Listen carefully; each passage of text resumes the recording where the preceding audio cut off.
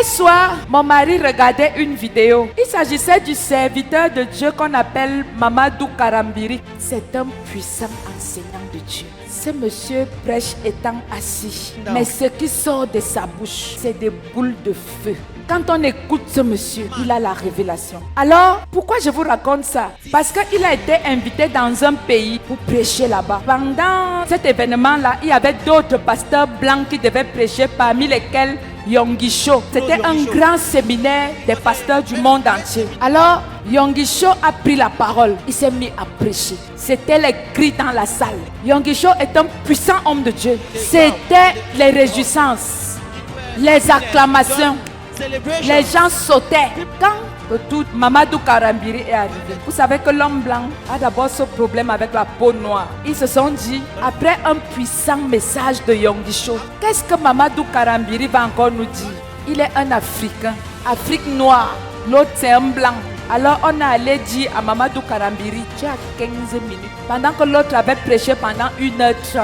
Il a voulu s'enflammer. Le Saint-Esprit lui a dit non. En 15 minutes, tu peux impacter ce peuple. Il a obéi au Saint-Esprit. Frères et sœurs, je voudrais que tu apprennes à obéir au Saint-Esprit, même quand c'est dur. Nous sommes trop rebelles. Le cœur te dit ne fais pas ça, ce n'est pas bien. Tu dis, quand c'est la prophétesse qui prêche, Alléluia. Alléluia.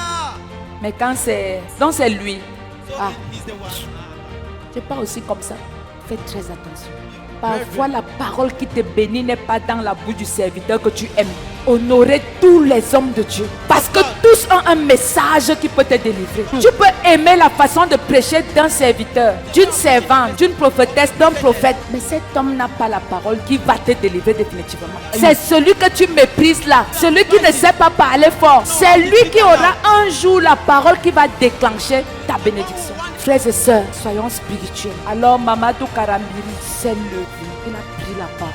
Il a ouvert la Bible dans Jean 15, verset 1 à 11. Je suis le vrai cep et vous êtes les sarments. Et je voudrais vous dire en 10 minutes que si tu te connectes complètement et catégoriquement à ton cep ce matin, le Saint-Esprit va se mouvoir et tu vas vivre une dimension que tu n'as jamais vue. Mamadou Karambiri a dit ça en 10 minutes. Les 5 dernières minutes, il a dit Saint-Esprit, fais ton travail.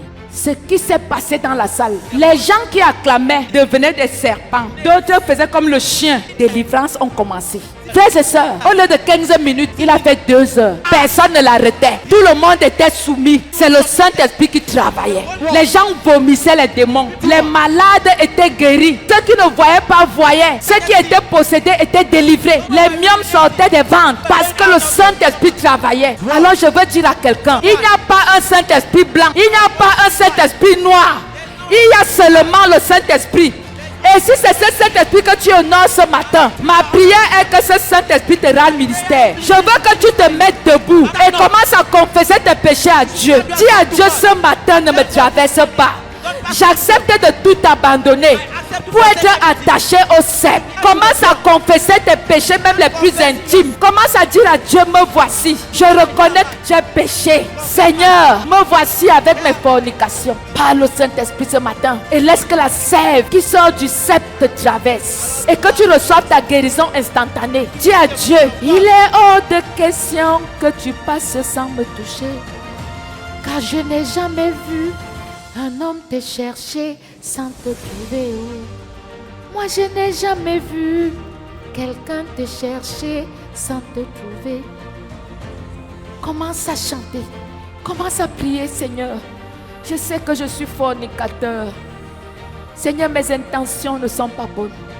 Dis la vérité à Dieu. Parle de cette colère.